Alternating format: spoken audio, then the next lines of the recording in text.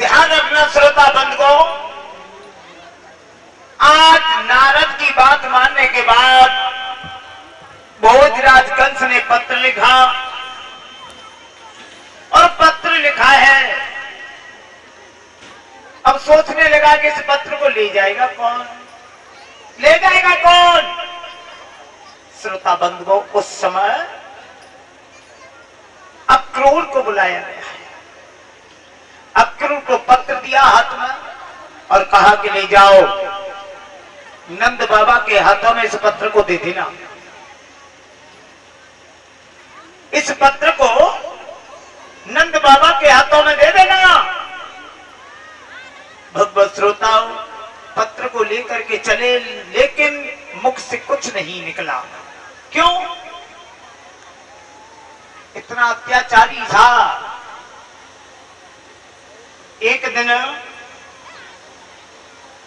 बुरे कर्म तो जन्म से ही करता था। कंस आसन पर बैठा हुआ एक दिन प्रजा से कहने लगा, बताओ या मेरे राज्य में सुखी थे या मेरे पिता के राज्य में सुखी थे। तो एक बुजुर्ग बुढ़िया खड़ी होकर के कहने लगी, लला कंस, तेरे पिता के राज्य में हम बहुत खुशी थे, लेकिन जब से त्याग राज्य आओ तब हम इतने दुखी हैं कि कछु कहीं नहीं जाते। जो इतनी कही मंत्री का मंत्री, तलवार हाथ में ले लो, बुढ़िया का सर काट दो।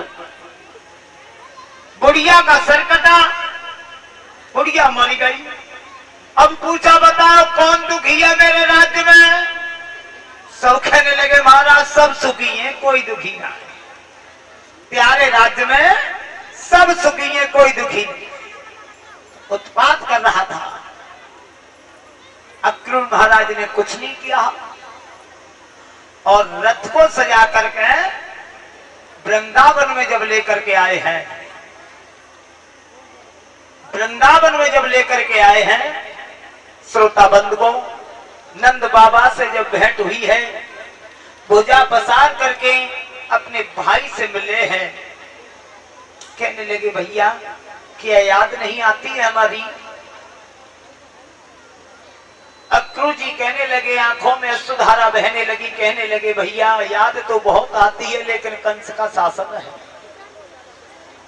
उसके बगैर कोई कुछ नहीं कर पाता है, उसका शासन है। आखिर आज कैसे मौका मिलेगा तुम्हें। अक्रूर जी रोने के बाद एकदम बोले, नंद बाबा आया हूं तो ऐसे समय पर आया हूं कि कभी मुझे तुम अक्रूर बुला करके बात नहीं करोगे। क्यों कहोगे तो सदैव यही कहोगे कि ये क्रूर कहां से आ गया, क्रूर मुझसे कहोगे। क्रूर का शब्द कहा, नंद बाबा को पसीना आ गया। आखिर बात क्या है, कोई बात है, बताते क्यों नहीं हो। आज श्रोता बंधुओं, अक्रूर जी ने उस पत्र को निकाल करके जैसे ही दिया हाथ में, जैसे ही दिया पत्र पढ़ा, नंद बाबा के आंखों में अश्रुधारा बहने लगी। बारे कंस, तेरे पीछे मेरा पुत्र 7 दिन का हुआ था, उस समय तूने पूतना को भेजा, लेकिन भगवान की ऐसी कृपा हुई कि मेरा पुत्र बच गया। तेरे पीछे मैंने इस गोकुल को छोड़ करके वृंदावन में बसेरा किया, लेकिन आज तूने नाना प्रकार के राक्षसों को भेजा, लेकिन भगवान की कृपा से मेरे पुत्र पर कोई ऐसा तेरा यत्न प्राप्त नहीं हुआ जो तेरा बाण मेरे पुत्र के ऊपर चल जाए। लेकिन अब तेरी कोई कोशिश ने काम नहीं किया, तो अब तेरा मत बन गया कि मैं घर पर बुला करके मारूंगा। तब तक यशोदा मैया आ गई, रोने लगी। आखिर बात क्या है, पूरा हाल यशोदा को बताया। यशोदा मां रोने लगी। भगवान कृष्ण और बलराम दोनों ही गैया चराने के बाद शाम के वक्त जब घर पर आए, तो नंद बाबा और यशोदा मैया को रोते हुए जब वो कृष्ण ने देखा, कलेजा फट गया। ध्यान रखना, माता पिता से बढ़कर इस संसार में कोई नहीं है।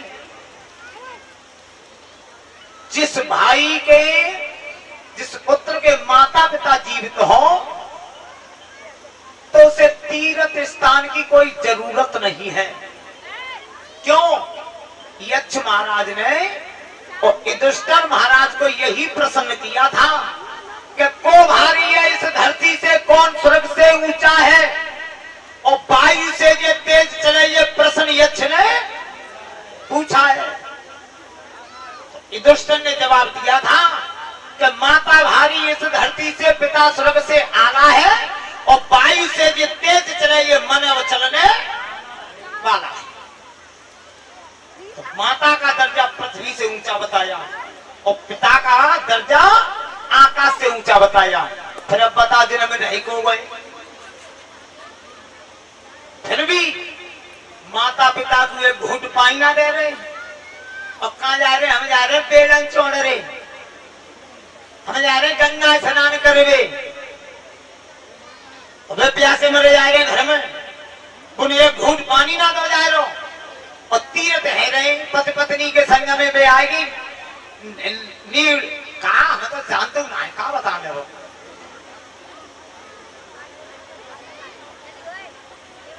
बस बिन कही चलो आ जाओ, तुम्हें मालूम ना तुम्हारी सर देखियो कितने इतना है गए हो चुका है, एक देख लो तुम जाते दिन आते रह रहे और नहीं चलो घूमे आए कहूंगे क्या, तो चलो वृंदावन चल रहे तो चल नहीं और चली गई वृंदावन लेके। वहां मेहता पूछे ना कहाँ जा रहे हो, क्यों ना जा रहे, तुम नहीं गए हम आ जाएंगे न परिक्रमा दिया है भला बता। अब बता वृंदावन के परिक्रमा है रे और घर पे बाप मेहता ही भूखे बैठे। तो ध्यान रखना, जिसके माता पिता जीवित हैं उसे तीर्थ स्थान की कोई जरूरत नहीं है। और ऐसे व्यक्ति अगर हम कहीं जाते हैं तो अपने समय को व्यतीत करने के लिए आते हैं।